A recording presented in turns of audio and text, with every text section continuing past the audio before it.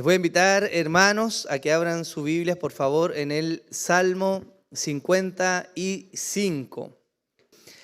Escucha, oh Dios, mi oración y no te escondas de mi súplica. Atiéndeme y respóndeme. Conmovido estoy en mi queja y muy conturbado a causa de la voz del enemigo por la opresión del impío. Pues echan iniquidad sobre mí y con furia me persiguen. Angustiado está mi corazón dentro de mí, y sobre mí han caído los terrores de la muerte.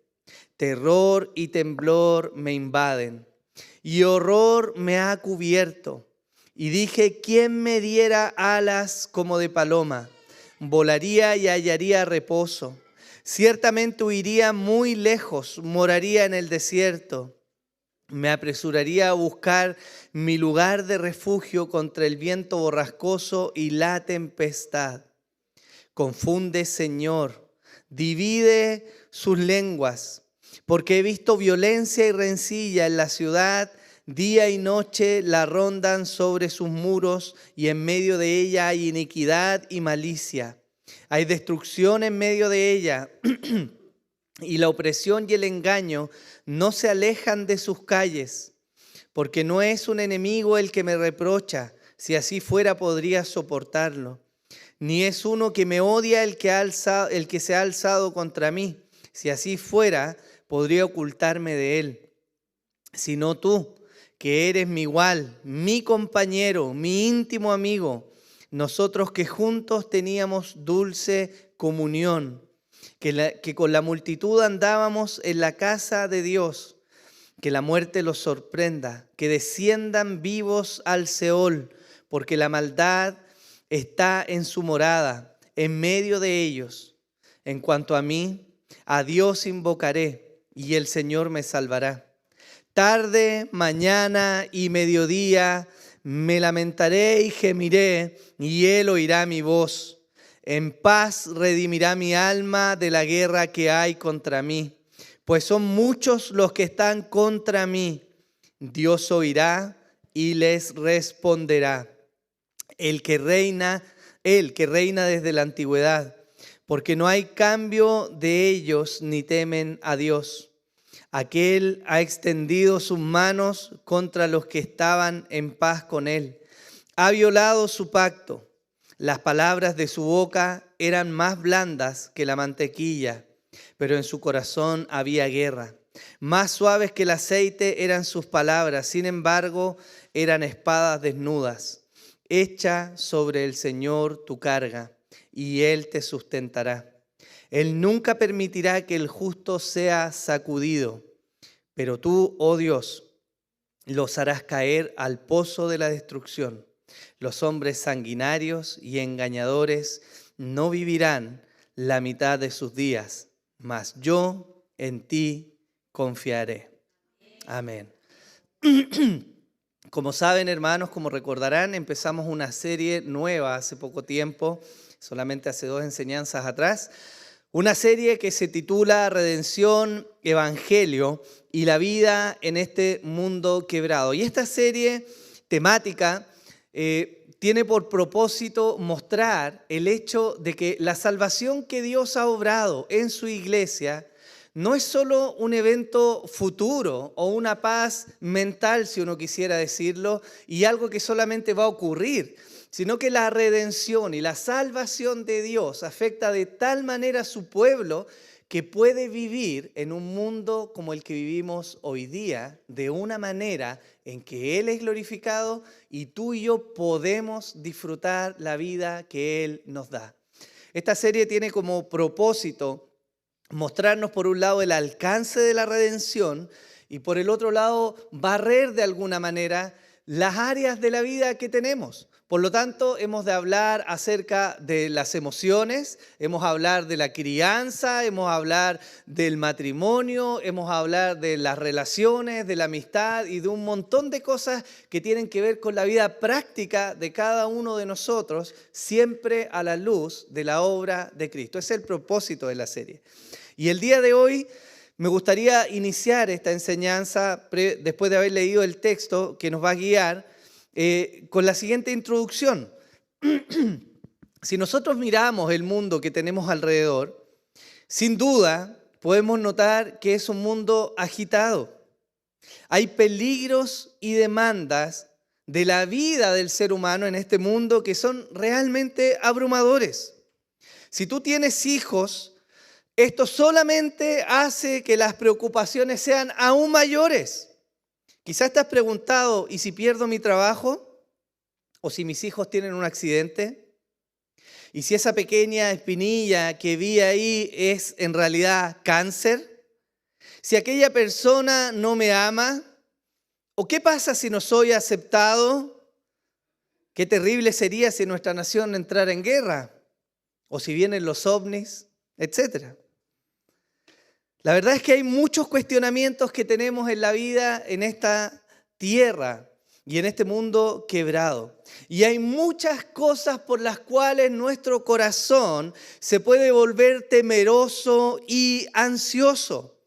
Muchos de estos asuntos que yo les mencioné son preocupaciones legítimas.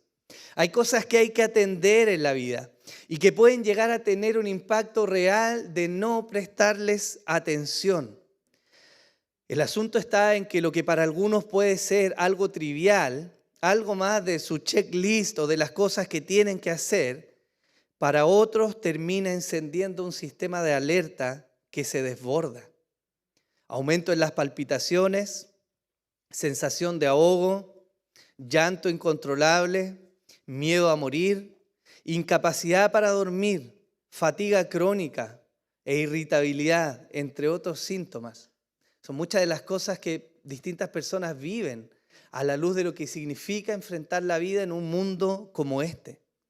Esta preocupación excesiva y prolongada en el tiempo, que a menudo se acompaña por estallidos emocionales profundos y grandes, es lo que coloquialmente se conoce como ataques de pánico. Y esto se enmarca en lo que algunos le llaman crisis de ansiedad. Esta afección, hermanos, ha trascendido los límites entre el mundo de la fe y lo secular. Y hoy día afecta a millones de personas en todo el mundo. Hay un porcentaje importante de nuestra población en Chile que expresa clínicamente de lo que se denomina ataques de ansiedad o una crisis de ansiedad.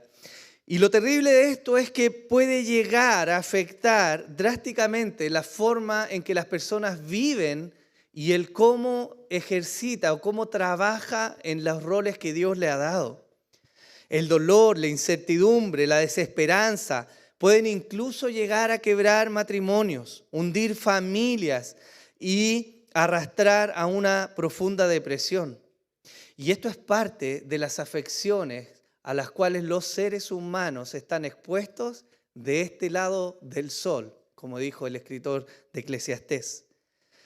Pero en una época, hermanos, donde esto parece cada vez más común y donde hay una visión profesional del asunto, yo me pregunto, ¿existirá alguna salida o algo que nuestra fe tenga que decir respecto a esto? ¿Será que este tipo de problema se ha relegado solamente al mundo académico y secular? Y la realidad, hermanos, es que este tipo de crisis ha afectado incluso a hombres de fe. Todos, en nuestra condición de seres humanos caídos, estamos sujetos a que nuestro corazón se desvíe y entre en una espiral descendente de desesperación, de temor y de ansiedad. Hermanos, de este lado del sol, nuestro conocimiento de lo que viene es limitado. Y la incertidumbre es un factor que determina de alguna manera lo que tú y yo vamos a enfrentar. Lo cantábamos. Él es Dios, nosotros no lo somos. Y nos toca experimentar la vida con nuestras debilidades y en medio de todo lo que vivimos en esta tierra. Hermanos, la enseñanza que vamos a abordar el día de hoy tiene por propósito mostrar lo que es una crisis de ansiedad. Y vamos a ver cómo la palabra del Señor nos guía a una solución y nos marca un camino a recorrer en medio de estas aflicciones de nuestra alma. Que el Señor, hermano, sea exaltado y que su iglesia hoy día sea edificada. Lo primero que tenemos que hacer si vamos a hablar de esto es definir claramente qué es la ansiedad. Y quizás como aspecto contextual podemos o debemos indicar que no existe completa certeza de en qué momento de la vida David está escribiendo el salmo que yo les leí al principio. Algunos teólogos dicen que lo escribió en el rigor de la persecución o de una de las persecuciones que sufrió a manos de Saúl.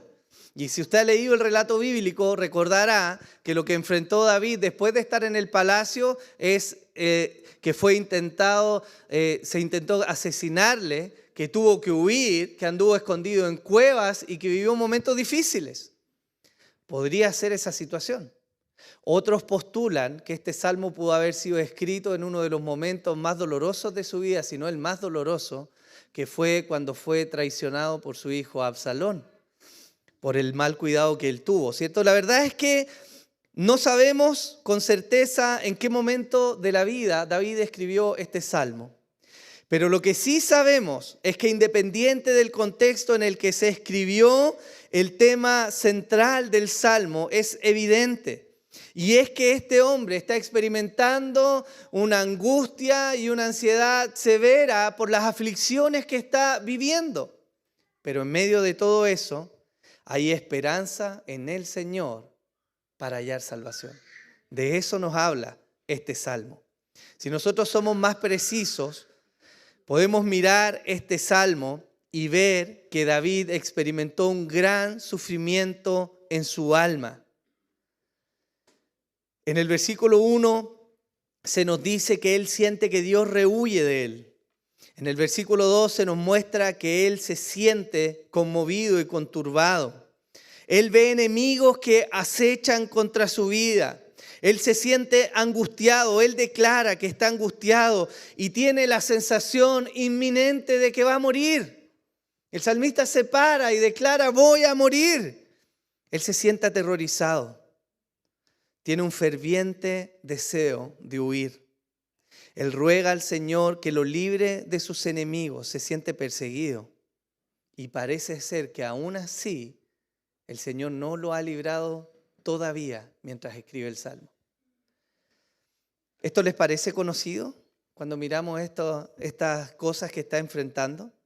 Una mirada contemporánea nos ayuda a ver que lo que está experimentando el salmista es lo que algunos han llamado hoy día quizás una crisis de ansiedad o una crisis de angustia, marcada por algunos pics emocionales, ¿cierto?, desbordados, en los cuales él experimenta una profunda aflicción en su alma. La palabra que la Biblia traduce como angustia, kohol, en el hebreo, significa literalmente torcido o girado, adolorido. Esa es la palabra que la Biblia de las Américas nos muestra para decir que él está angustiado. Y el uso bíblico es precisamente para expresar cómo siente el salmista que está a su corazón.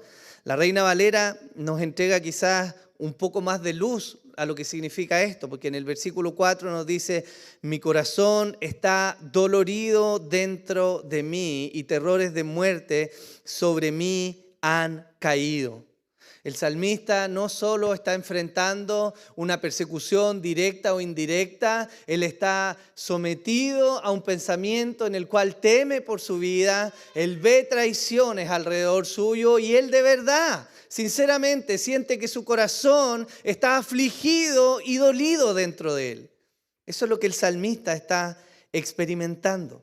Y esto se asemeja a lo que, como les dije, se ha descrito como un proceso de ansiedad.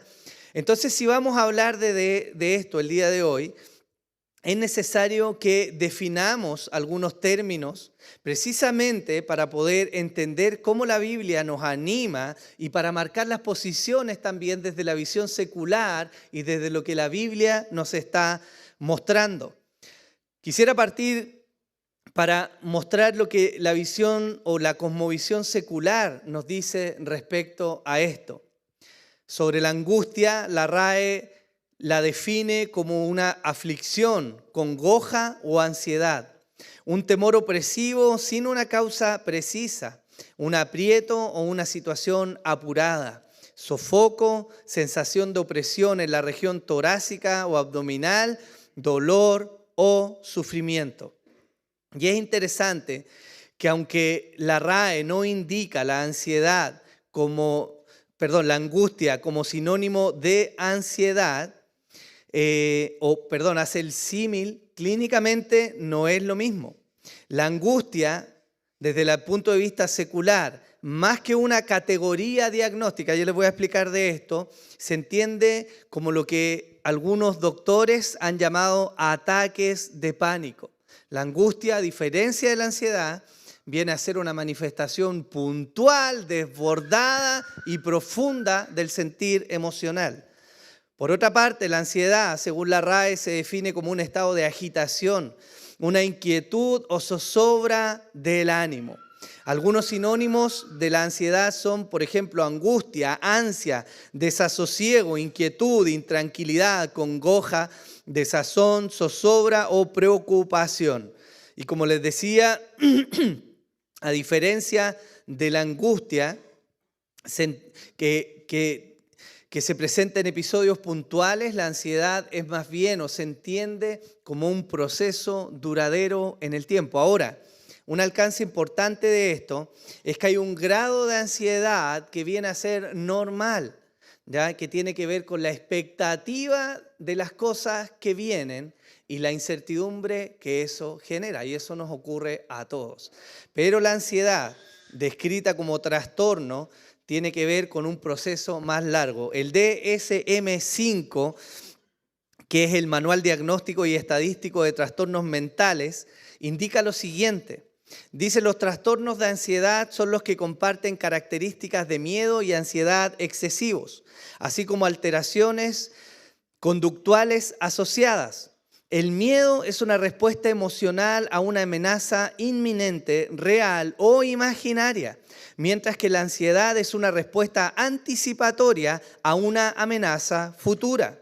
Es evidente que ambas respuestas se solapan, aunque también se pueden diferenciar, estando el miedo frecuentemente asociado a accesos de activación automática necesarios para la defensa o la fuga, pensamientos de peligro inminente y conductas de huida. Y la ansiedad está más a menudo asociada con tensión muscular, vigilancia en relación a un peligro futuro y comportamientos cautelosos o evitativos.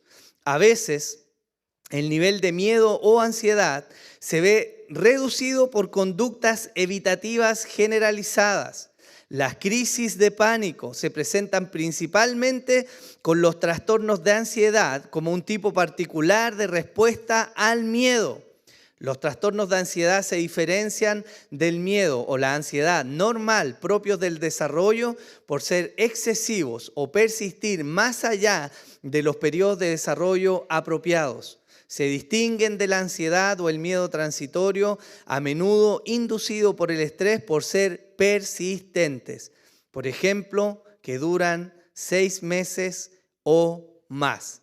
Según esta visión secular y el DSM-5, ¿cómo se puede identificar o cómo se ataja o se mira lo que es un trastorno de ansiedad? Ellos dicen que se presentan los siguientes criterios diagnósticos. Ansiedad y preocupación excesiva, una anticipación aprensiva, que se produce durante más días de lo que ha estado ausente durante un mínimo de 6 meses, en relación con diversos sucesos o actividades. Dice que al individuo le es difícil controlar la preocupación. La ansiedad y la preocupación se asocian a 3 o más de los 6 síntomas siguientes. Miren lo siguiente. ¿Qué nos dicen ellos? Hay inquietud o sensación de estar atrapado con los nervios en punta. Hay facilidad para fatigarse. Hay dificultad para concentrarse o quedarse con la mente en blanco. Hay irritabilidad. hay tensión muscular y hay problemas de sueño. Dicen también que la ansiedad, la preocupación o los síntomas físicos causan malestar clínicamente significativo o deterioro en lo social, laboral u otras áreas importantes del funcionamiento. La alteración no se explica mejor por otro trastorno mental o por otras circunstancias fisiológicas. Eso es parte de lo que nos dice la visión secular de cómo se logre identificar lo que viene a ser un trastorno de ansiedad. Ahora, ¿cómo lo trata o cómo se aproxima la visión secular para tratar lo que es un trastorno de ansiedad? Ellos básicamente abordan dos aproximaciones: la terapia cognitivo-conductual y la mediación. La terapia cognitivo-conductual tiene como objetivo ayudar a la persona a controlar su pensamiento y a calmar las reacciones físicas y modificar entonces conductualmente las respuestas a los estímulos o preocupaciones que les llevaron a estar en ese cuadro. ¿Qué es común en esto? El uso de medicamentos que se centran en de alguna manera traer un bienestar temporal a la persona o inhibir la explosión emocional o lo que se llaman crisis de pánico, ¿ya? Entre los medicamentos que se usan, quizás usted ha escuchado alguno, hay inhibidores de la recaptación de la serotonina, hay benzodiazepinas, está la pregabalina, hay antidepresivos y antipsicóticos, entre otros. Quizás usted ha escuchado el lorazepam o el diazepam o el clonazepam. Son comunes para tratar algunos trastornos emocionales o mentales desde el punto de vista secular. Pero yo lo quiero mencionar no solo para llenar información, sino por los efectos secundarios que suelen tener. Algunos de estos medicamentos presentan efectos secundarios como disfunción sexual, náuseas, diarrea, insomnio, aumento de peso. Muchos de ellos tienen un alto potencial adictivo. Terminan alterando la coordinación, generando amnesia o dan ansiedad de rebote cuando los tratamientos son muy cortos o no son adecuados. Entre otros síntomas secundarios como insomnio, agitación, náusea, sedación, mareo, etc. Con este listado, hermanos, yo no pretendo decir ni pretendo mostrar que los medicamentos son malos en sí mismos. Estoy mostrando que el tratamiento secular se ancla particularmente en un tratamiento médico para tratar de abordar lo que vienen a ser estas manifestaciones emocionales que pocas veces es claro identificar qué está ocurriendo en las personas. Ahora, ¿por qué es importante mencionar todo esto? Porque el foco del tratamiento médico y particularmente del tratamiento secular está anclado en una cosmovisión diferente a la bíblica. El punto de vista secular identifica y reconoce al hombre solamente como materia. Por lo tanto, las emociones y su control no es sino un desorden químico en el cerebro. ¿Y qué es lo que hacen los medicamentos? Ayudan a minorar y a tratar de equilibrar el desorden químico en el cerebro. Su visión desde el punto de vista secular es materialista o naturalista. Y eso difiere con la visión bíblica que tenemos del ser humano. ¿Qué nos dice la Biblia? ¿Cómo ven los cristianos este tipo de situaciones? Y para esto quizás debiera aclarar, antes de que me mire con sospecha, que la Biblia no se opone a la ciencia cuando ésta es debidamente practicada. Y la consejería bíblica, gracias mi hermano, la consejería bíblica no se opone a la psiquiatría o a la psicología per se.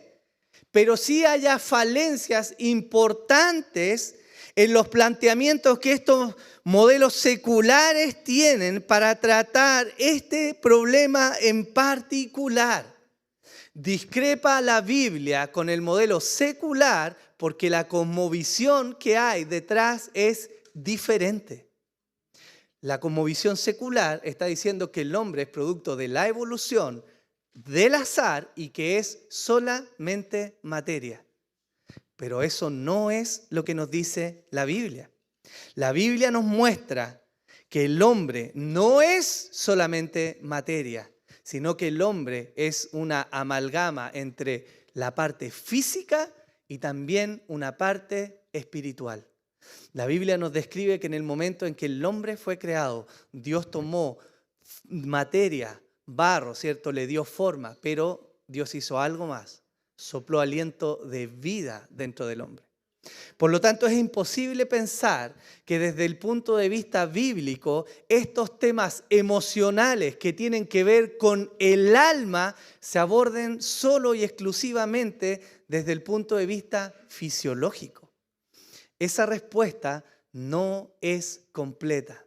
Y si no es completa, entonces no puede llevar verdaderamente a una solución de este tipo de conflictos.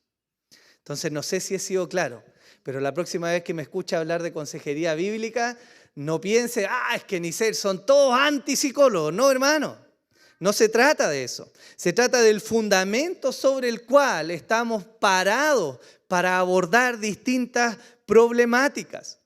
Hermanos, aun cuando el consejero secular pueda tener una visión teísta, es decir, que hay personas que no son cristianos, pero creen en Dios y van a tratar desde el punto de vista clínico, aún así, aunque él crea en algo, en un ser superior, los fundamentos sobre los cuales trabajan son naturalistas y por lo tanto incompletos.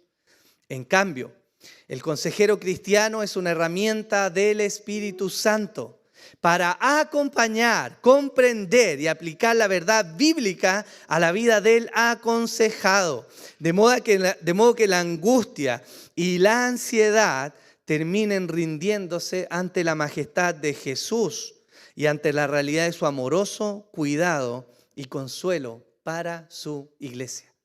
Ese es el punto de inflexión.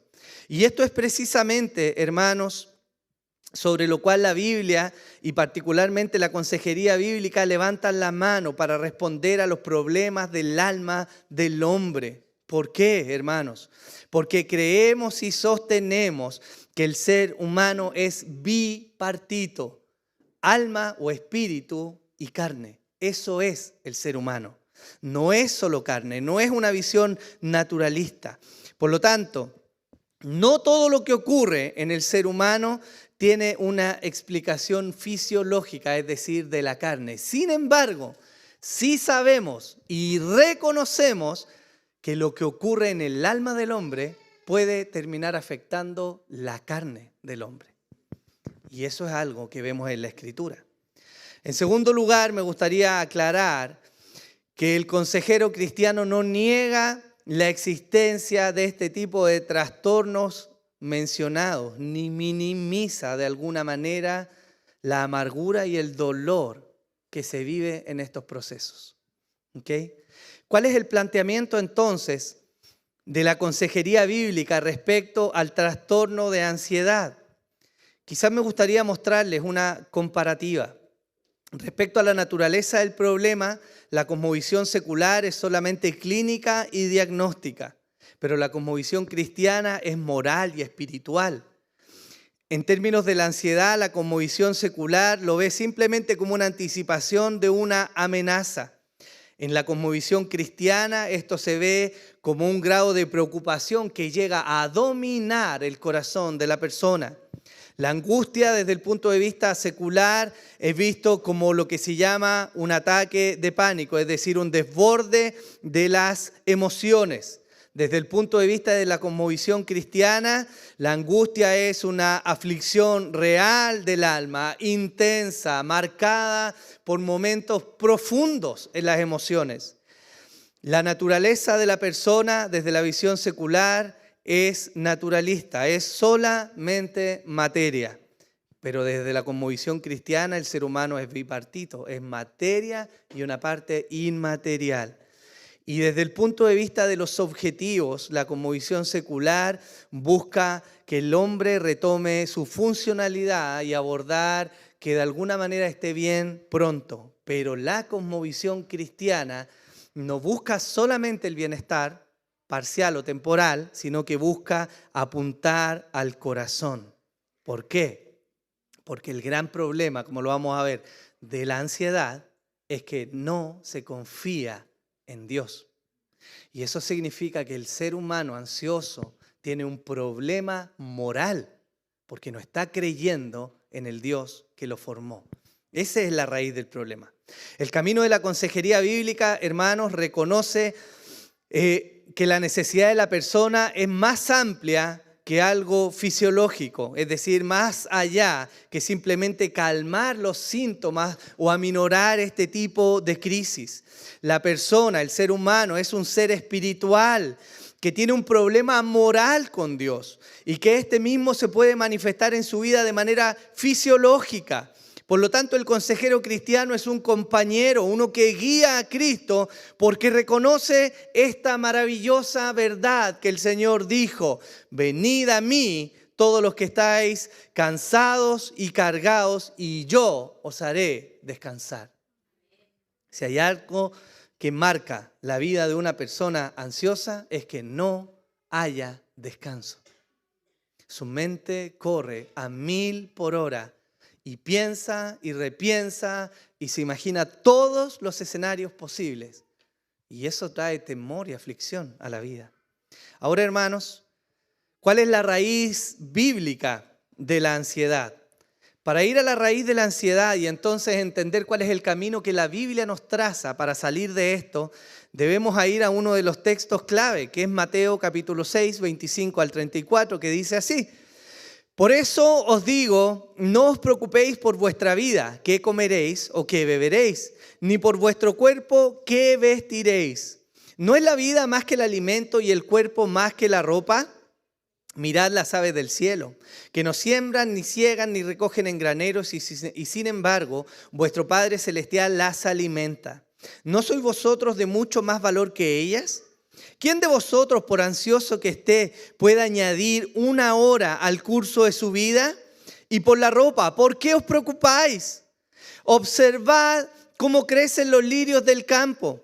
No trabajan ni hilan, pero os digo que ni aun Salomón con toda su gloria se vistió como uno de estos. Y si Dios viste así a la hierba del campo, que hoy es y mañana es echada al horno, ¿no hará mucho más por vosotros, hombres de poca fe? Por tanto, ¿por qué no os preocupéis, diciendo qué comeremos o qué beberemos o con qué nos vestiremos? Porque los gentiles buscan ansiosamente todas estas cosas que vuestro Padre Celestial sabe que necesitáis.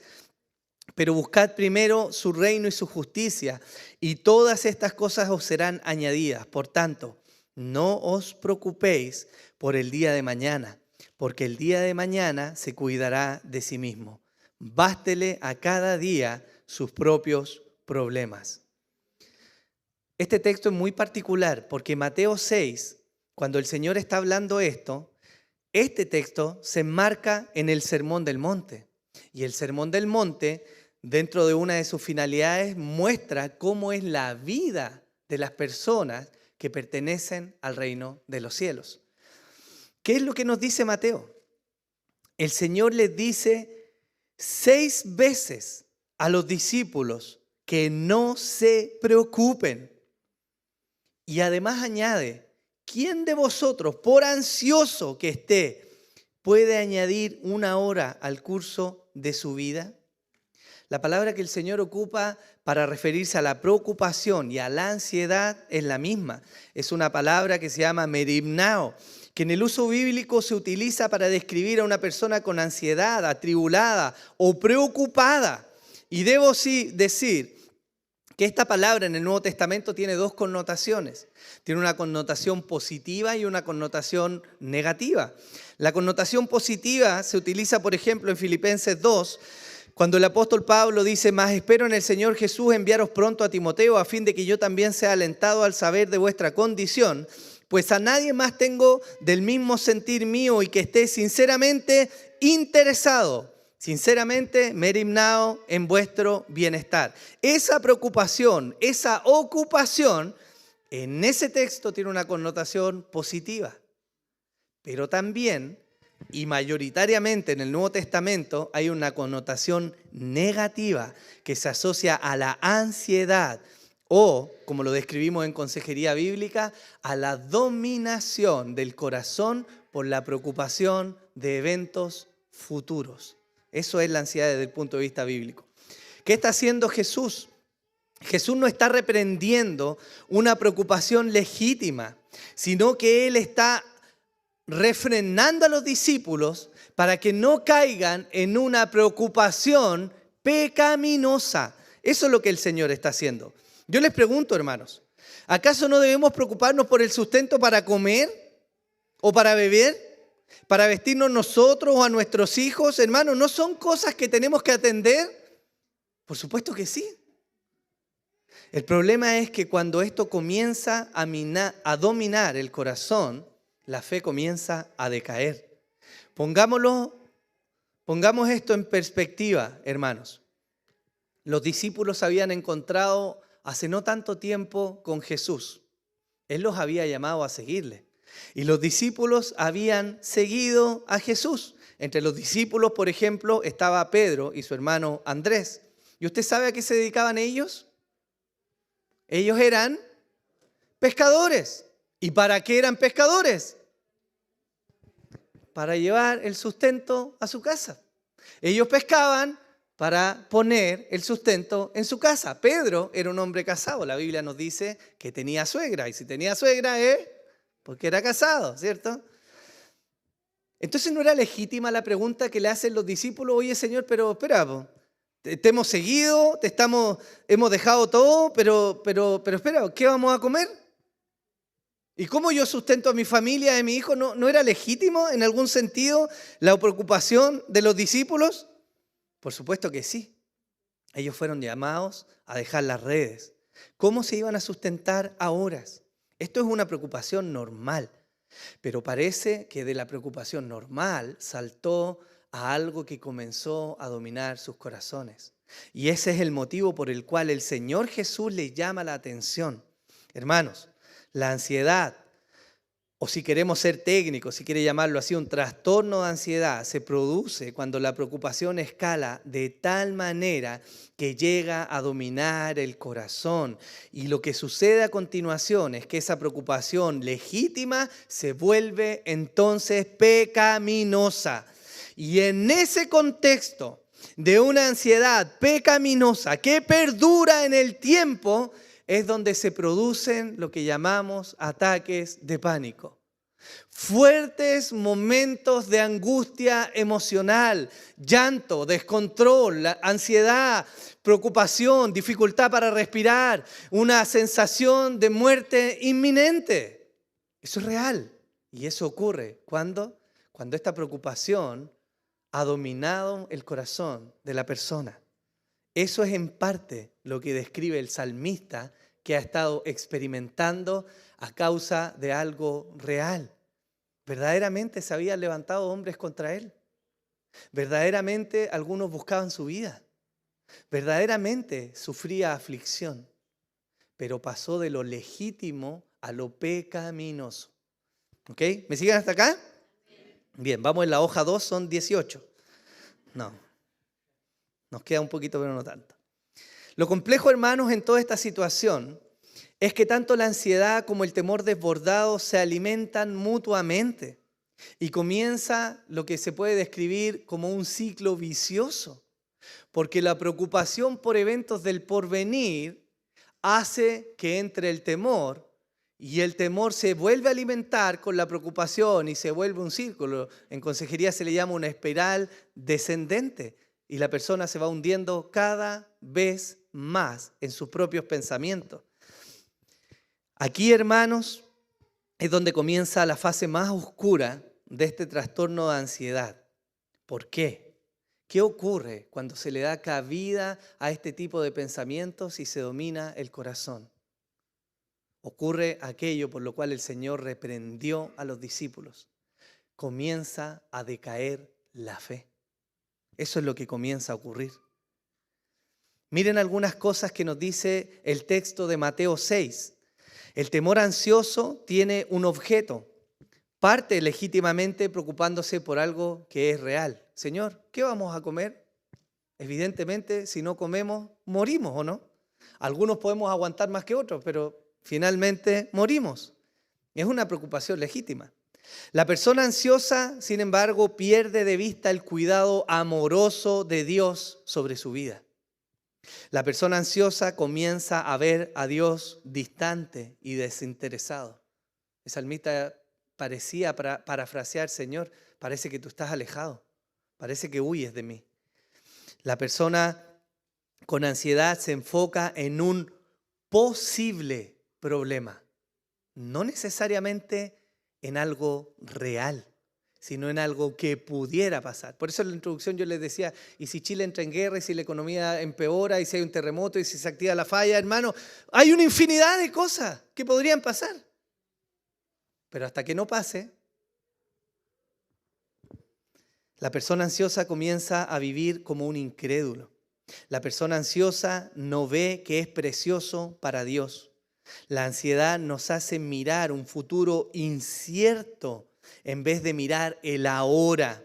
La persona ansiosa pierde el foco de Dios, de su reino y de su poder. Por eso, hermanos, por eso es que este texto de Mateo 6, vemos que el Señor les habla acerca de esta preocupación pecaminosa y Él les dice, o más bien no les dice: yo lo entiendo, chiquillos, yo sé que tienen que comer.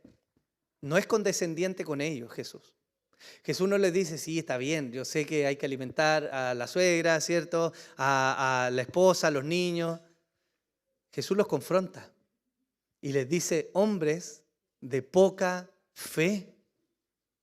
Y pareciera que el Señor es como duro en eso. ¿Cómo les dice hombres de poca fe? Si ellos recién dejaron las redes, renunciaron a sus trabajos y vinieron siguiendo a Jesús con sus familias atrás, ¿por qué les dice hombres de poca fe? Porque es precisamente lo que hace la ansiedad y el miedo. Entran en conflicto con la fe. El miedo y la preocupación en este nivel no son, hermanos, sino falta de fe. Recordemos este texto que nos habla acerca de cómo Dios desea que la gente se acerque a Él. Hebreos 11:6 dice: y sin fe es imposible agradar a Dios, porque es necesario que el que se acerca a Dios crea que Él existe y que es remunerador o galardonador, dice la Reina Valera, de los que le buscan. Hermanos, cuando enfrentamos la ansiedad debemos tomar el camino de la fe, porque solo así nuestro corazón va a volver a ordenarse para hallar en el Señor la fuerza y el consuelo de resistir la incertidumbre en el mundo que nos rodea. No hay otro camino sino la fe para los creyentes. Si volvemos al Salmo 55, nos vamos a dar cuenta que la primera mitad describe cómo se siente el salmista. Y él expresa la profundidad del dolor de su alma. Pero a la mitad hay un punto de inflexión. ¿Y saben lo que marca el punto de inflexión? El versículo 16, el salmista, después de declarar y derramar su corazón y manifestar sus angustias y sus congojas, él dice lo siguiente: en cuanto a mí, a Dios invocaré y el Señor me salvará. ¿Qué está haciendo él ahí? Él está aplicando fe. Él no vio, hermanos, que Dios lo salvó ahí. Él no está viendo la imagen de un Dios encarnado aterrizando ahí, trayendo espadas sobre los enemigos. Él está aplicando fe. Él está diciendo: yo sé que mi Dios me va a salvar. Y el discurso en el Salmo cambia del momento en que se aplica la fe. Hermanos, ¿de dónde viene esta declaración que cambia el tenor del Salmo? Viene de la fe. Y esto es lo que Jesús reclamó a sus discípulos. Esta fe en Dios, hermanos, es el agua que apaga el incendio que la ansiedad genera en las personas. Es la fe la que torna un escenario en el que parece no haber escapatoria en uno lleno de esperanza. Esto no se trata de mentalizarse, de tener un mantra de positivismo. Se trata de anclar nuestra alma a la ciertísima y verdadera esperanza del Dios que cuida de su iglesia. Eso es la fe. Y eso marca el punto de partida para poder abandonar la ansiedad. Hermanos, lo que sigue en el Salmo nos muestra que el salmista gemirá delante de Dios y Él, Dios, va a oír. El salmista será redimido aunque haya adversidad, Dios lo va a hacer. El salmista sabe que sus enemigos no vencerán. ¿Por qué? Porque Dios va a responder. Y a pesar de la maldad de los enemigos, puede haber descanso. ¿Por qué? Porque Dios guardará a los suyos.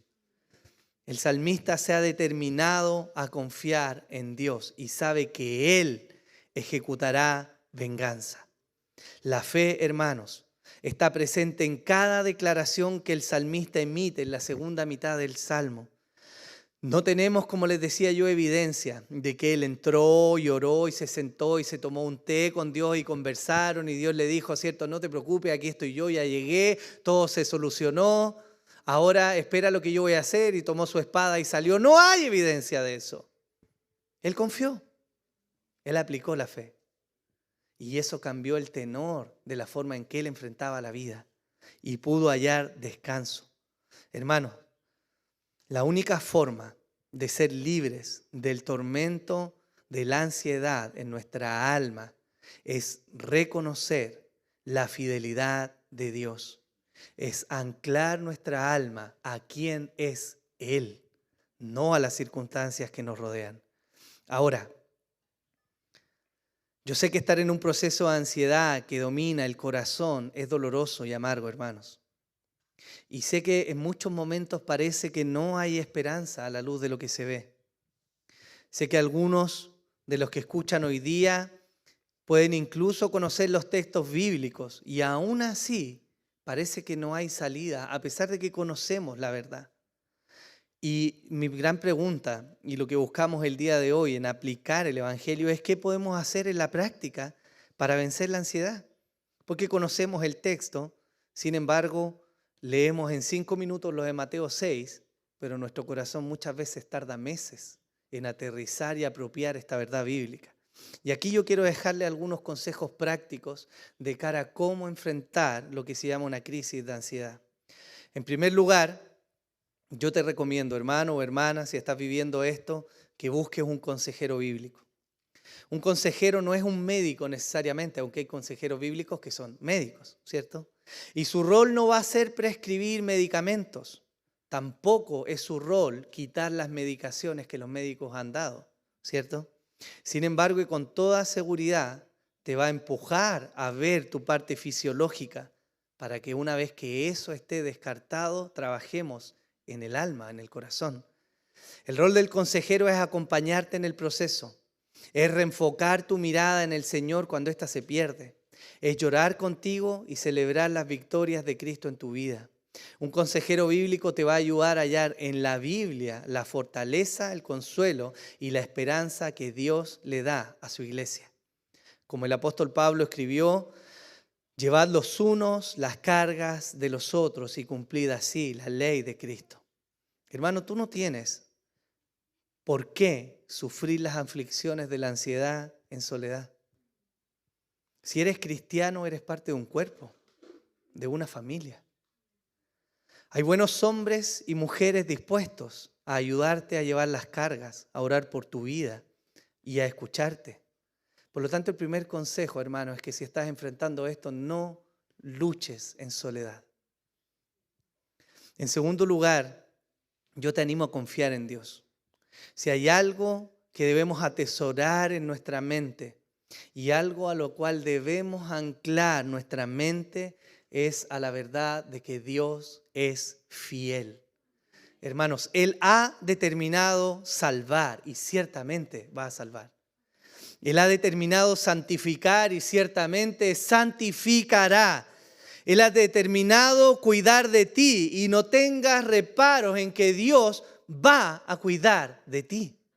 Él es fiel. el salmista invocó al Señor en su aflicción. Él recordó la fidelidad de Dios con él y volvió a encender su fe en la salvación que viene de Dios. El Salmo 34 nos dice: cercano está el Señor a los quebrantados de corazón y salva a los abatidos de espíritu. Muchas son las aflicciones del justo, pero de todas ellas lo librará el Señor. Hermanos, esa es la fidelidad del Señor. El Señor no se olvidó de Israel, su pueblo, a pesar de todas sus infidelidades. Así tampoco se ha olvidado de ti. En tercer lugar, hermano, regocíjate. Y esto parece contraproducente, porque ¿cómo puedo regocijarme cuando mi corazón está cautivo de la ansiedad? Pero es importante que consideres este punto. La ansiedad busca poner tu mente en la incertidumbre del mañana. Pero es aquí donde debes sujetar tu mente. Mañana se podría perder el trabajo, podrías perder tu salud, podría irse ese ser que tú amas tanto. Mañana efectivamente podría cambiar todo. ¿De verdad puede ser así? Pero la ansiedad te lleva falsamente a mirar algo que puede pasar cuando hoy día hay algo que está junto a ti. Hermanos, mientras eso no ocurra, ¿por qué sufrir y lamentarse por lo que aún no es una realidad? A algunos nos gusta sufrir por adelantado. Y es una mala empresa, hermanos.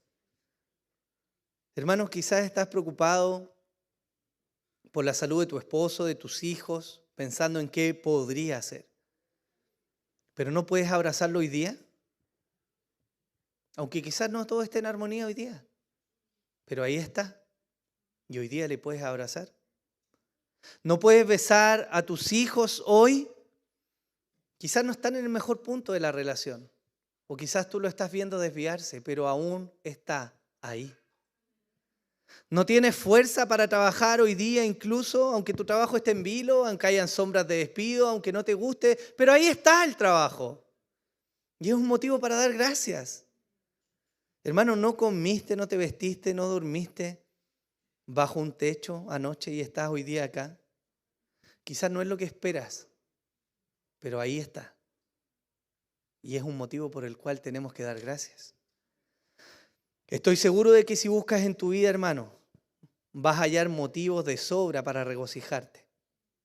Por lo tanto, el consejo es que no seas el sufrimiento por adelantado.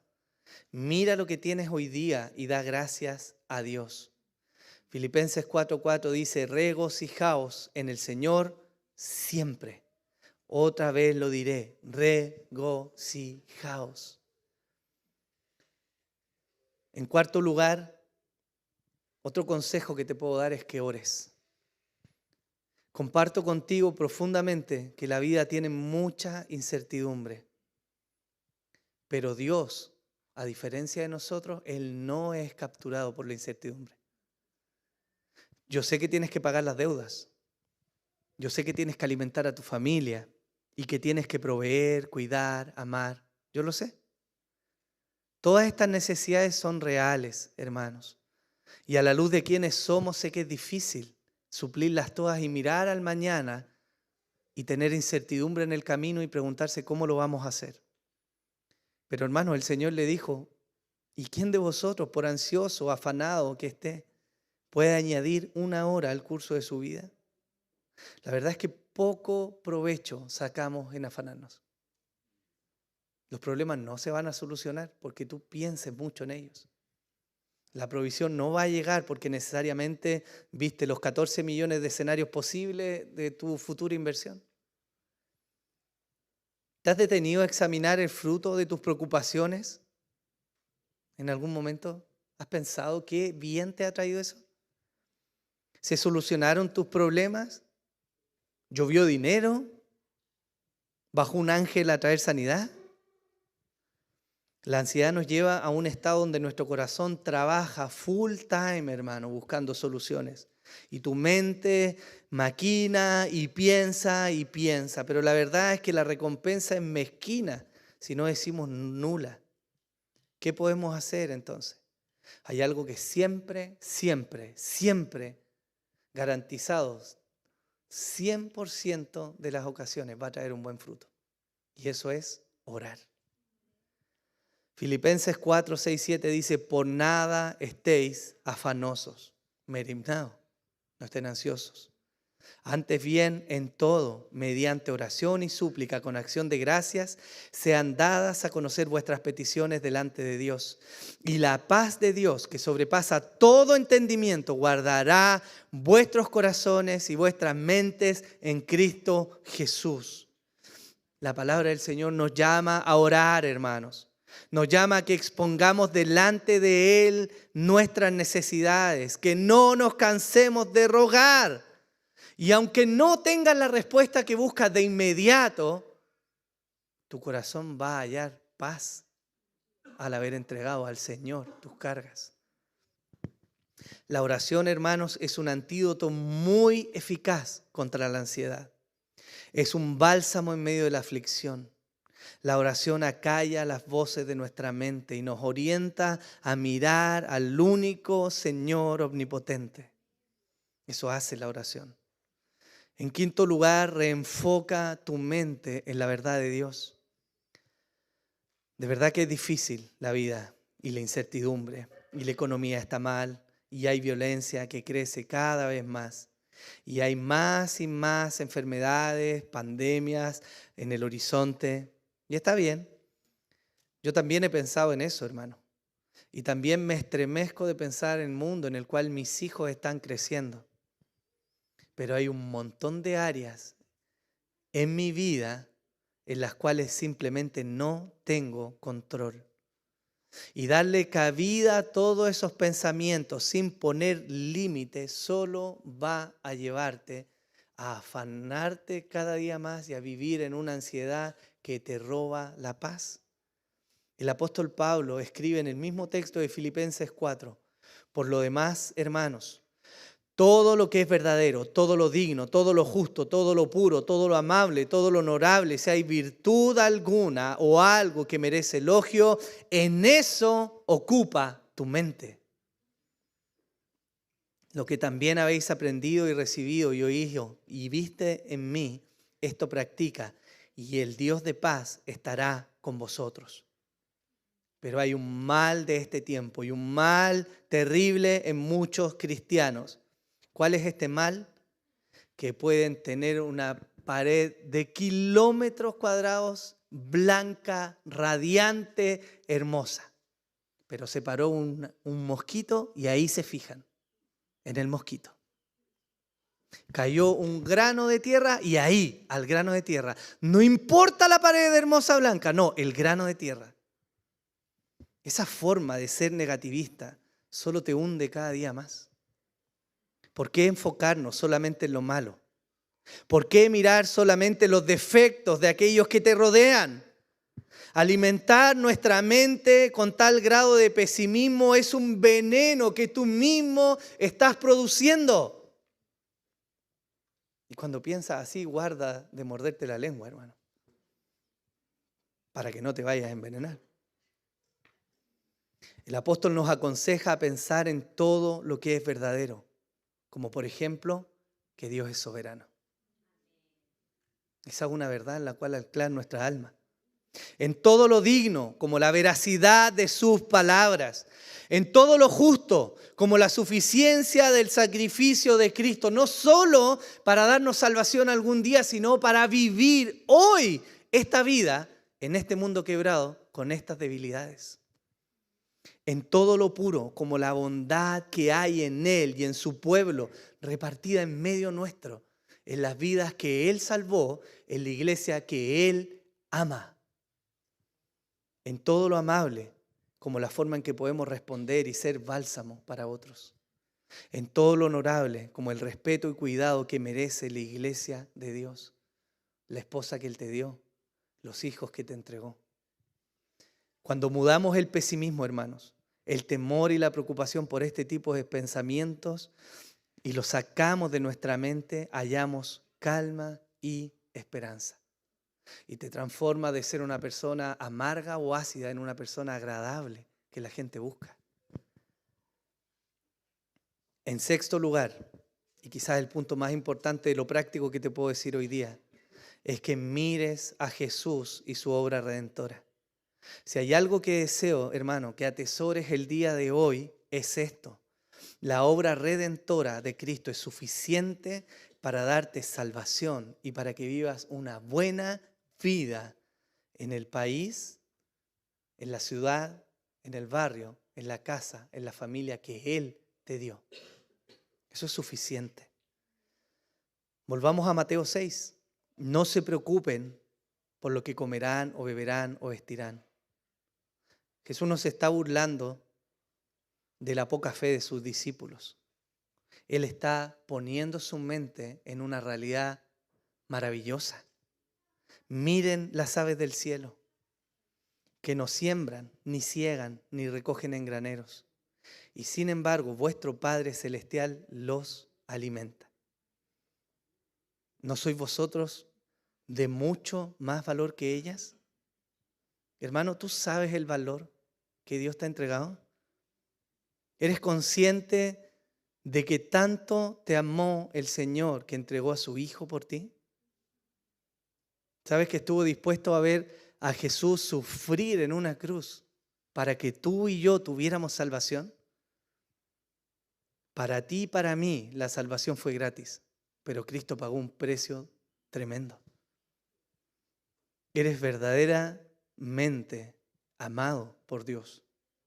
Y eso es algo que no podemos olvidar. Vuestro Padre Celestial sabe que necesitáis de todas estas cosas. Tú y yo, hermanos, somos limitados, somos finitos y somos propensos a pecar, pero no Dios. Él conoce al detalle tus necesidades y nada limita la mano del Señor. Hermano, no hay fuerza demoníaca, no hay oración satánica, no hay sistema en el mundo, no hay criatura, no hay nada que limite lo que Dios quiere hacer. Eso significa que estás amorosamente cuidado en las manos del Señor. Por lo tanto, no se preocupen por el día de mañana, porque el día de mañana se cuidará de sí mismo. Bástele a cada día sus propios problemas. No te afanes por el día de mañana, hermano. No entregues tu corazón al dominio de la ansiedad. No pierdas la fe. Confía en las manos amorosas del Señor. Con esto termino. Juan 10, 27 dice: mis ovejas oyen mi voz y yo las conozco y me siguen.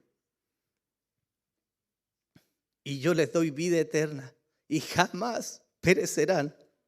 Y nadie, hermano, nadie te puede arrebatar de la mano del Señor. Nadie. Esa es la verdad en la cual tenemos que anclar nuestra alma. Y quizás es necesario que el día de hoy, hermanos, no solo miremos esto como una clasificación de problemas. Quizás es tiempo de que nos arrepintamos de nuestra falta de fe y de que tú puedas recibir ánimo y consuelo en la realidad de que aún tú mismo y tus limitaciones no son capaces de frenar la obra de Dios.